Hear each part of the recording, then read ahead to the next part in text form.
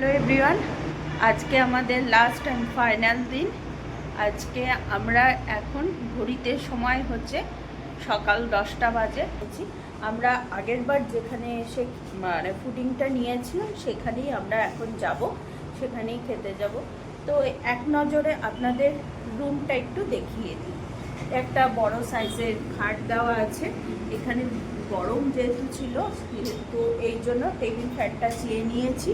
এই যে table fan, একটা মিরর দেওয়া আছে, ড্রেসিং টেবিল, চার্জিং পয়েন্ট আছে, সাফিসিয়েন্ট চার্জিং পয়েন্ট, বেসিন দেওয়া আছে, ডাস্টবিন দেওয়া আছে, আর এটি হচ্ছে বাথরুম।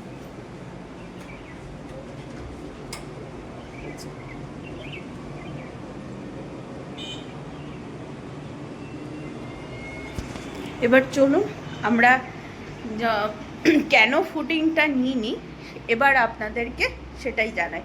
আগেরবার আমরা এখানে এত সাফিসিয়েন্ট সবজি, সঙ্গে টাটকা মাছ, এত ভ্যারাইটি খাবার পাওয়া যায়, যার জন্য আমরা মানে আগেরবার এসে পুরো মন খুশ হয়ে গেছিলো। এত সুন্দর ছিল, মানে সাংঘাতিক রকমের একটা ভালো খাবার খেয়ে গেছিলাম। অনেস্টলি রিভিউ দিচ্ছি, আপনারা যদি আসেন আপনারাও বলবেন যে হ্যাঁ সত্যি দারুণ খাবার। 100 টাকায় কোনো দিন মাছ ভাত এখনকার বাজারে পাওয়া যায় বলে আমার জানা ছিল না। যদি আপনাদের জানা থাকে তাহলে অবশ্যই জানাবেন। কিন্তু আমি 100 টাকায় কালকে রাত্রেবেলার ডিনারে খেয়েছি 100 টাকায় মাছ ভাত। তো আর মাছের পিসটা বেশ যথেষ্ট বড় ছিল। আরও একটি কথা জানিয়ে রাখি, ওনারা আগের বার যেহেতু আমরা এসছিলাম, তো ওনাদের কাছেই আমরা উঠেছিলাম, মানে খেতে উঠেছিলাম। তো লাস্টে আমরা মাছের পিসগুলো একটা বড় বড় মাপের, এত বড় সাইজের, পুরো লেজার মাপের একটা বড় সাইজের মাছের পিস দিয়েছিল। কিন্তু যেহেতু এবার খাতির করে সেটি 100 টাকার জায়গায় 90 টাকাও নিয়েছে।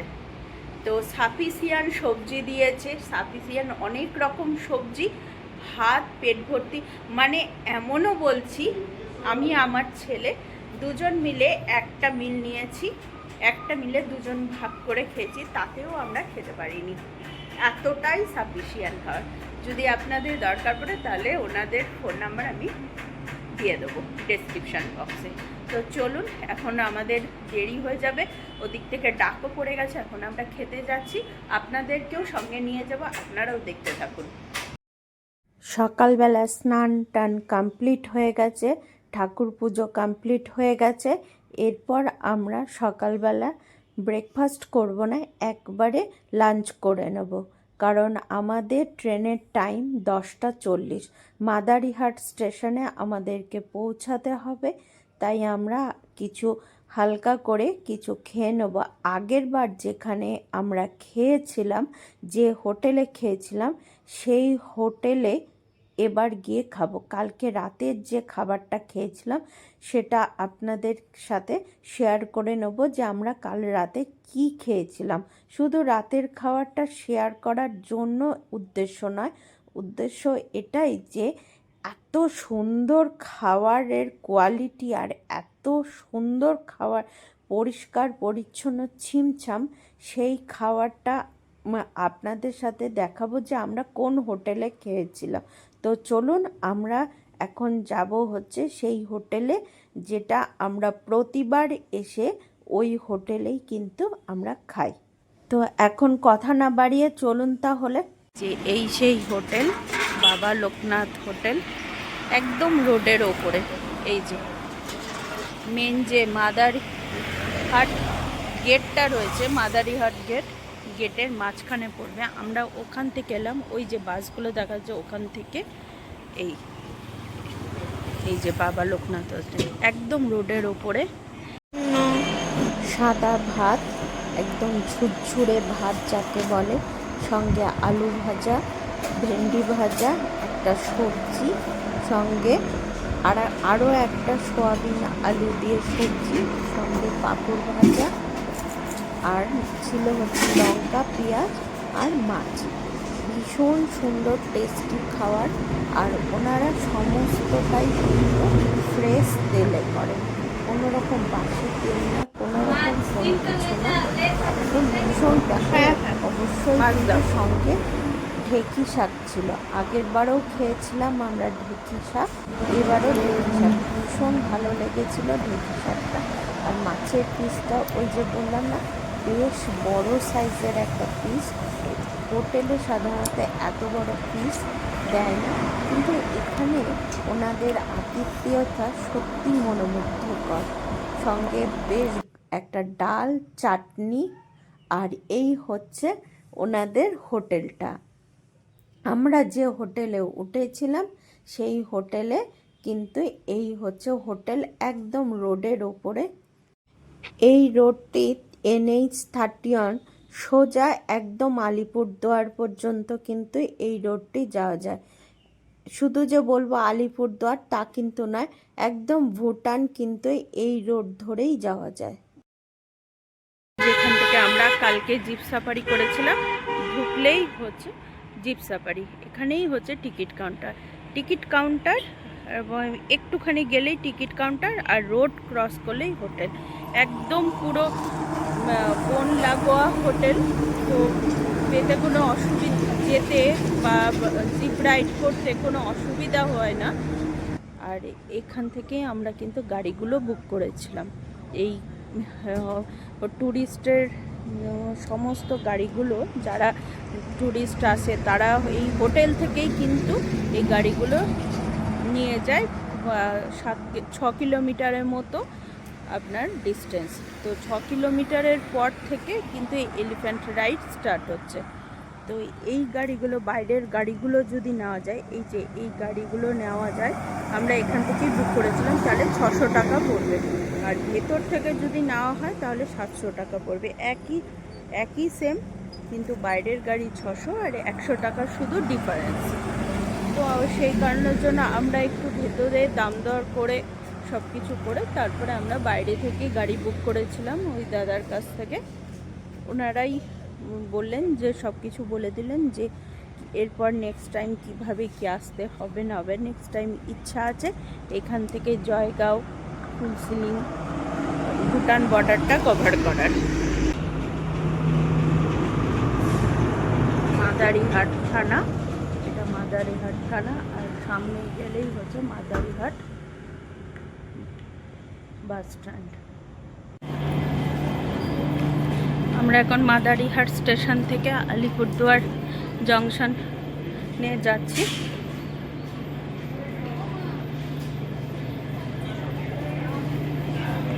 এখন টুরিস্ট স্পেশালে ট্রেনে উঠেছে। এটা পুরো ট্রেনটাই টুরিস্টের জন্য, টুরিস্ট স্পেশাল।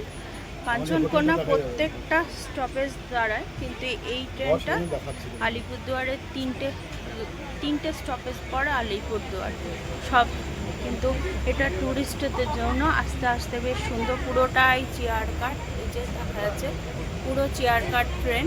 এটা বড় বড় উইন্ডো রয়েছে।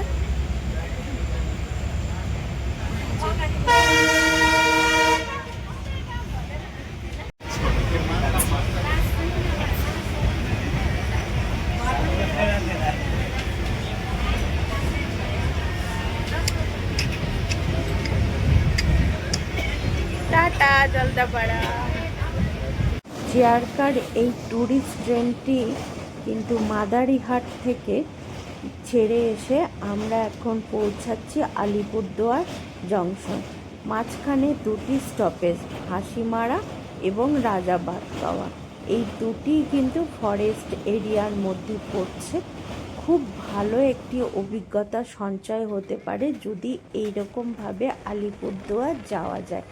ছোটোখাটো একটা সফরও হয়ে যায়, সঙ্গে কিন্তু কপালে থাকলে অনেক জীবজন্তু দেখাও মিলতে পারে, যেমনটা আমাদের সাথে হয়েছিল। ট্রেন অনেকক্ষণ থেমেছিল, ঠিক লাইনের পাশেই দুটো ময়ূর যেন নেচে বেড়াচ্ছিল, এত সুন্দর লাগছিল। আমাদের ফার্স্ট ট্রেন হচ্ছে কাঞ্চনকন্যা এক্সপ্রেস, এটার যেটা ট্রেন। এবার আমরা উঠতে চলেছি কাঞ্চনকন্যা এক্সপ্রেস, এটাই এসি ইকোনমি। চলুন ভেতরে ঢুকি।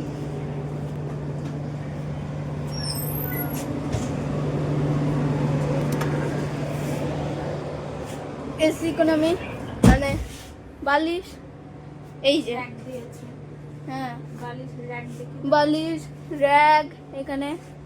মা বলে কেমন লাগছে? আমরাই সবার ফার্স্ট উঠেছি, কেমন লাগছে বলো? আমার যা লাগছে ফার্স্ট উঠলাম তো রাজধানীতে। এই যে নাইট বাল্বের পয়েন্ট, সঙ্গে চার্জিং পয়েন্ট এটা ছিল না, এখানে নাইট বাল্ব। এখানে চার্জিং পয়েন্ট আর একটা জিনিস এই যে এখানে এখানে রাখার জন্য। তারপরে এখানে একটা জিনিস আছে, মা ধরো ফোনটা। যে রাজধানী তো পাই দেয় না মনে হয়। একটা হাফ আছে এখানে, একটা ফুল, সেটা আপনারা করতে পারেন। এগুলো যেটা এখানে তো এসি ও নন এসি আছে, এসি নন এসিতে এগুলো পাওয়া যায় না। নেক্সট তারপরে ফ্যাসিলিটি এই যে বটল রাখার জায়গা, এটা এখানে এখানে এরকম ভাবে ক্লোজ করা ছিল, জাস্ট এরকম খুলবে। এই একটা টেবিল টপ আছে। টেবিলটা পেয়ে দেখো একটা নাইট বাল্বের মতো আছে। হ্যাঁ, প্রত্যেকটা পয়েন্টে আছে, আবার চার্জিং পয়েন্টও দিয়েছে সঙ্গে। তারপরে বালিশ র্যাক রাখার এই যে আমি এবার এদিকে আমার দেখে ক্যামেরাটা করো। এখানে আমার একটা ভালো ফ্যাসিলিটি আছে যে আমি এরকম হনুমানে এখানে কি কি ফ্যাসিলিটি আছে। এবার যাব আমরা এই সব বগিতে। এখানে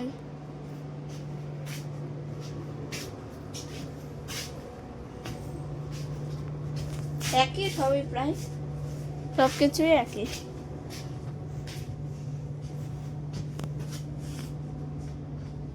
আর গেলাম না, সব একই প্রায়।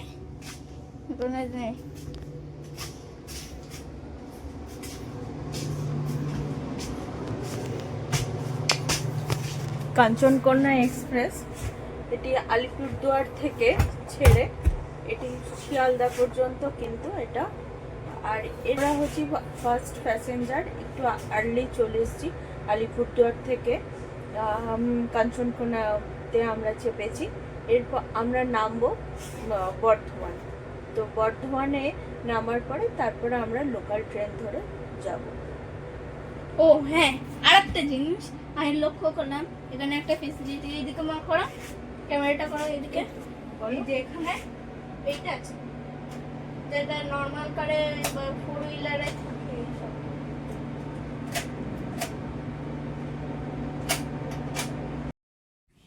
আমার এই ভিডিওটি কেমন লাগলো অবশ্যই কিন্তু জানাবেন, আর যদি ভালো লাগে তাহলে একটা লাইক, সাবস্ক্রাইব আর শেয়ার করে দেবেন। এবারের মতো জলদাপাড়া এবং নর্থ বেঙ্গলের ভিডিও শেষ হলো। আসি তাহলে, টাটা।